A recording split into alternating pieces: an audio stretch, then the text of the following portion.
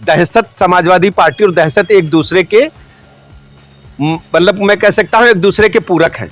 उनको पता है ना कि राहुल गांधी जी की तस्वीर पर फोटो पर अब वोट नहीं मिलने वाला है। मुस्लिम तुष्टीकरण के कारण तरह तरह की एजेंडा चलाते हैं। पक्का मकान यदि गरीब को मिला है तो उसमें मुस्लिम समाज के भाई बहन हैं। घर घर नल से जल जा रहा तो वो भी हैं। सौभाग्य योजना में बिजली जा रही तो वो भी हैं। उज्ज्वला गैस योजना में वो भी हैं। और जनधन योजना में तो आपको लाखों की संख्या में लोग मिल जाएंगे जिनको डायरेक्ट बेनिफिट स्कीम का फायदा मिला है। क्या आपको पता है इनके पास जन है नहीं, नेता ही बचा है। माननीय मोदी जी ने देश में एक ऐसी सरकार दी है कि भारत तेजी के साथ दुनिया के साथ कदम ताल करते हुए तेजी के साथ आगे बढ़ रहा है। प्रदेश के उप मुख्यमंत्री ब्रिजेश पाठक ने वाराणसी के सर्किट हाउस में पत्रकारों से बातचीत के दौरान कहा कि चुनाव आयोग द्वारा 12 राज्यों में SIR के माध्यम से शुरू किया गया मतदाता पुनरीक्षण कार्य सराहनीय है। इससे उन लोगों के नाम मतदाता सूची से हटाए जा सकेंगे जिन्होंने गलत दस्तावेजों के आधार पर अपना नाम दर्ज कराया था। उन्होंने कहा कि विपक्षी दलों को इस बात से असुविधा है क्योंकि अब उनके द्वारा जो फर्जी मतदाता जोड़े गए थे वे सूची से बाहर हो जाएंगे। भारत निर्वाचन आयोग ने SIR कराने की घोषणा 12 राज्यों में की है। SIR के माध्यम से जो फेक मतदाता हैं, जिन्होंने गलत दस्तावेज लगा करके मतदाता सूची में नाम दर्ज करा लिया है, यदि उसको भारत निर्वाचन आयोग दुरुस्त कर रहा है मतदाता सूची को, इसमें विपक्षी दलों की आपत्ति बिल्कुल भी विधि सम्मत नहीं है। ब्रिजेश पाठक ने आरोप लगाया कि कांग्रेस और समाजवादी पार्टी ने हमेशा संवैधानिक संस्थाओं को कमजोर करने का प्रयास किया है और अब वे चुनाव आयोग पर निराधार आरोप लगाकर भ्रम फैलाने की कोशिश कर रही हैं। उत्तर प्रदेश के लोग और पूरे देश के लोग अच्छी तरह जानते हैं कि कांग्रेस पार्टी सहित जितने विपक्षी दल हैं वो अपनी जमीन खो चुके हैं, जनता का समर्थन खो चुके हैं और अपने हार के बहाने को भारत निर्वाचन आयोग पर डाल करके अपनी सिर्फ फेस सेविंग कर रहे हैं। एक सवाल के जवाब में उन्होंने कहा कि समाजवादी पार्टी और कांग्रेस एक दूसरे के पूरक हैं। उप मुख्यमंत्री ने सर्किट हाउस में स्वास्थ्य विभाग के अधिकारियों के साथ बैठक भी की जिसमें उन्होंने जिले में चल रही विभिन्न स्वास्थ्य योजनाओं की प्रगति की जानकारी प्राप्त की। भारत निर्वाचन आयोग ने SIR कराने की घोषणा 12 राज्यों में की है।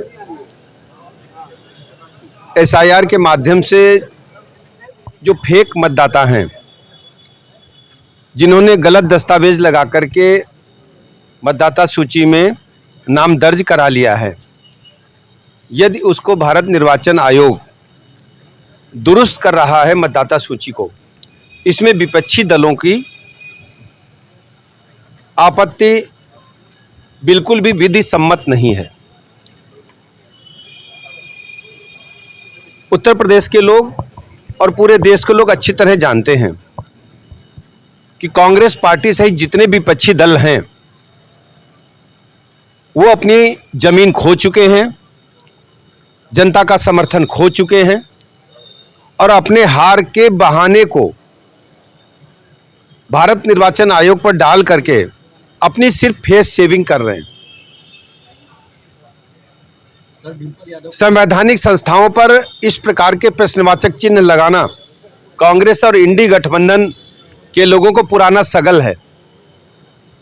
शुचितापूर्ण पारदर्शितापूर्ण चुनाव हो, भारतीय जनता पार्टी हमेशा इसकी पक्षधर रही है और उत्तर प्रदेश में भी जिस ढंग से माननीय प्रधानमंत्री नरेंद्र मोदी जी के मार्गदर्शन में 2017 से लगातार उत्तर प्रदेश चतुर्मुखी विकास के पथ पर, इंफ्रास्ट्रक्चर के मामले में, लॉ एंड ऑर्डर के मामले में जो मूलभूत आवश्यकताएं हैं, पानी, बिजली, सड़क, स्कूल, अस्पताल, लॉ एंड ऑर्डर सहित अन्य सभी मामलों में उत्तर प्रदेश राज्य पूरे देश में सर्वश्रेष्ठ प्रदर्शन कर रहा है। और विपक्षी जो दल हैं, चाहे समाजवादी पार्टी हो या कांग्रेस पार्टी हो, उनके पास जनता के बीच में कहने के लिए कुछ नहीं है। वो सिर्फ अपने फेस सेविंग के कारण ऐसा बाकी कर रहे हैं। सर पर आरोप लगाया जा रहा है कि बीजेपी के इशारे पर किया मैंने पूरी बात आपको बताई है। संवैधानिक संस्थाओं पर इस प्रकार का आपत्ति करना विपक्षी दलों का, खास करके कांग्रेस और इंडी गठबंधन का पुराना सगल है। दहशत फैलाना चाह रहा है आप लोग। आप ये कैसे बात करते हैं? आप इनसे पूछिए। दहशत, समाजवादी पार्टी और दहशत एक दूसरे के, मतलब मैं कह सकता हूं एक दूसरे के पूरक हैं। याद करिए, समाजवादी पार्टी की सूबे में सरकार थी और कन्नौज में बाई इलेक्शन की घोषणा हुई थी। बाई इलेक्शन की घोषणा के बाद विपक्षी दलों को, खासकर भारतीय जनता पार्टी के प्रत्याशी को नामांकन भी नहीं करने दिया गया था। इस देश में संभव है कि निर्विरोध कोई लोकसभा सदस्य निर्वाचित हो, वो उत्तर प्रदेश में समाजवादी पार्टी के रिजिम में पुलिस के बल पर किया गया था। भारतीय जनता पार्टी शुचिता, पारदर्शिता के साथ लोकतंत्र में सर्वव्यापी, सर्वस्पर्शी व्यवस्था देकर के एक एक व्यक्ति को जोड़ करके देश में एक ऐसी सरकार दे रही है जिसका पूरी दुनिया आज अनुसरण कर रही है।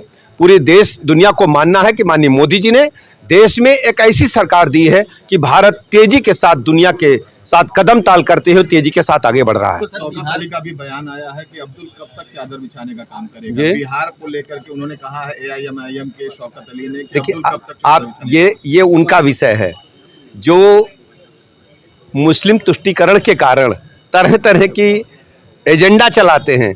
भारतीय जनता पार्टी माननीय मोदी जी के नेतृत्व में सबका साथ, सबका विकास, सबके विश्वास के आधार पर जन जन को जोड़ रही है। और प्रधानमंत्री जी के कार्यप्रणाली आप देखिए, पक्का मकान यदि गरीब को मिला है तो उसमें मुस्लिम समाज के भाई बहन हैं।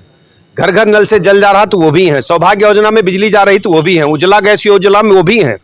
और जनधन योजना में तो आपको लाखों की संख्या में लोग मिल जाएंगे जिनको डायरेक्ट बेनिफिट स्कीम का फायदा मिला है। जन नेता बनने की होड़ में लगी हुई है विपक्ष में। कांग्रेस कर रही है कि राहुल गांधी जन नेता है। जन पार्टी देखिए, आपको पता है इनके पास जन है नहीं, नेता ही बचा है। ये लोग इनके जो कद्दर था उसको भी छोड़ दिए हैं।